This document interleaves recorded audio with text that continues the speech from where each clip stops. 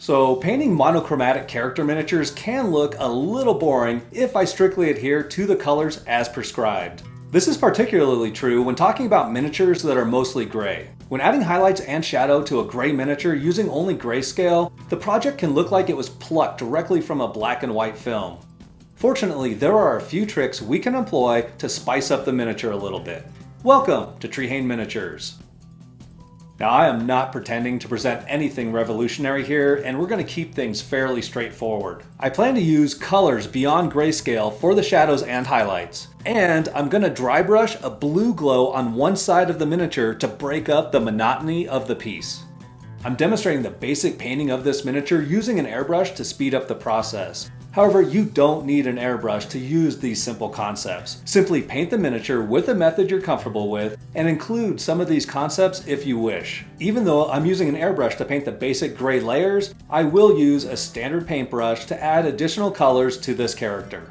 I begin by priming the miniature with a dark purple primer. As a primer, the impact on the overall look of the finished piece will be minimal. However, due to the translucent nature of acrylic paints, this dark purple primer will subtly influence the hue of the gray acrylic layers we place over it. It may also remain visible as a shadow color in the deep recesses and downward facing areas of the mini. While this helps a little with the boring gray color of Rhino, it's the final few steps of the process that will make the biggest difference. Next, I spray a layer of dark neutral gray over the purple primer. We're starting with the boring colors. Rhino's core color palette is gray, and I still want this character to read as gray when I'm all done. I'm covering just about all of the primer with this gray application. For the downward facing features and recesses, I spray a single thin coat of paint with the airbrush. I build up the opacity of the gray layer as I spray from above at about a 45-degree angle. That number isn't scientific or exact. I'm going mostly by feel. If an area looks like it needs a little more gray, I spray it a little more. I'm using light gray airbrush paint for the final coat of gray. I apply this at a much steeper angle from above the miniature. I'm basically using grayscale to apply zenithal highlights to Rhino. This is a perfectly viable way to paint Rhino and call the character complete, but that would make this video even more boring than it already is. I'm mostly focusing this spray on the model's upper right side. I'm intentionally leaving the left side darker because that's where I plan to paint the light blue glow. Next, I'll demonstrate how to prepare your model for the light blue glow even if your miniature has already been brightly painted. I like to use Leviathan Blue contrast paint for this. The deep blue makes a fantastic shadow color for painted miniatures, and it is the perfect base layer for blue OSL. Because this is a contrast paint, it won't completely eliminate underlying colors if you've already painted the entire miniature. This makes the shadows appear even more natural.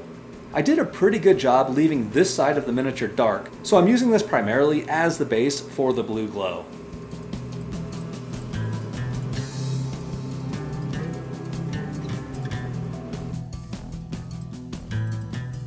Well, that's it for the airbrush. We'll now finish painting up the miniature in a few quick steps, and then we'll add a blue backlight glow. I use Bony Matter Speed Paint as a wash to shade Rhino's face, nails, and horn.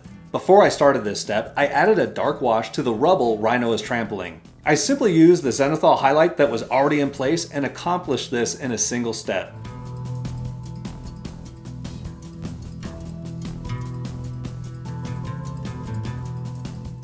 Rhino's nails and horn are going to get a quick application of necrotic flesh by the army painter.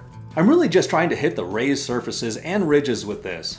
I want plenty of bony matter visible on these features. On the horn, in particular, I try to leave the base dark and build up the intensity of necrotic flesh closer to the tip of the horn.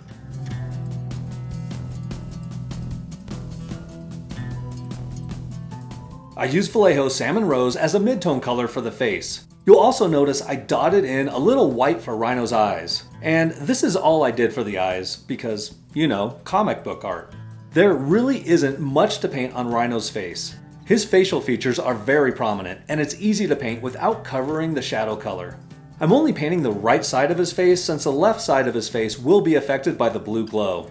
The initial layer of Salmon Rose was fully opaque, so if I find it's too stark in some areas, I simply thin the Salmon Rose with a little water and glaze it over the face to smooth things out, specifically to blend the Salmon Rose more naturally with the shadow color. Highlighting with ice yellow is the most time-consuming part of this paint up because it is used over the entire miniature. I dot it on the lips and cheek to make them look shiny, and I use it to paint Rhino's teeth. I also use it to highlight the tip of Rhino's horn. The real time sink comes when highlighting Rhino's entire body. I could have used a very light gray for these highlights, such as ash gray, but that wouldn't look as interesting in my opinion. I feel this subtle color choice helps sell the idea that Rhino is being illuminated by sunlight or some other light source that isn't pure white light. I don't want it to look like Rhino's shopping under the harsh fluorescent lights of his local Costco. Fortunately, Rhino's skin, or suit, is very textured, which allows me to swipe these highlights over the raised surfaces very naturally.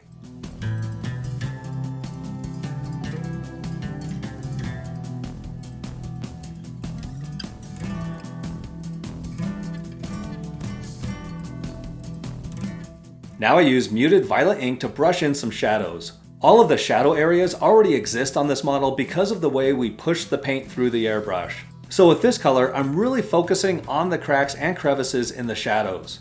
I'm not covering entire muscle bellies, even in the most downward facing parts of the model. The most significant thing I'm doing with this ink is I'm drawing the color up out of the shadows to some of the more well-lit features. I do this to accentuate some of the deep folds in the Rhino hide. One of the downsides of using the airbrush is that it fully painted these upward facing creases with bright gray. Now's my chance to make them stand out a little more by darkening the creases.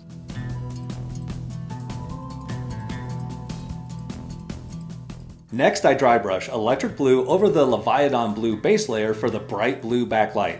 Again, the texture of Rhino's hide helps immensely with this. I imagine the blue light is coming from below Rhino, so I use the dry brush in an upward motion to catch the underside of his features. This will help sell the idea that the light is coming from below the miniature. Regardless of where the light source is coming from, I always want to draw my brush strokes away from the light source when using a dry brush. This is counterintuitive to the way I normally paint OSL with a standard brush. Generally speaking, when painting OSL with a standard brush, I want to draw my strokes toward the light source. More paint will be deposited at the end of the stroke, making the area closest to the light source appear brighter.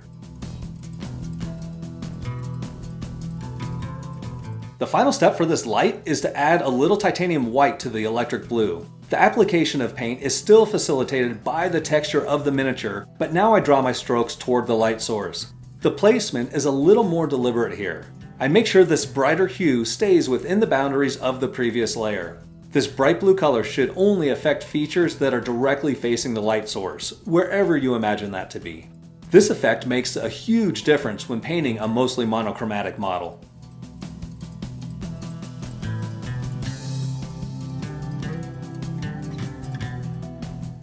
Finally, if there are any other objects to paint on the base of the miniature, I like to use desaturated colors that won't detract from the main character we've just painted.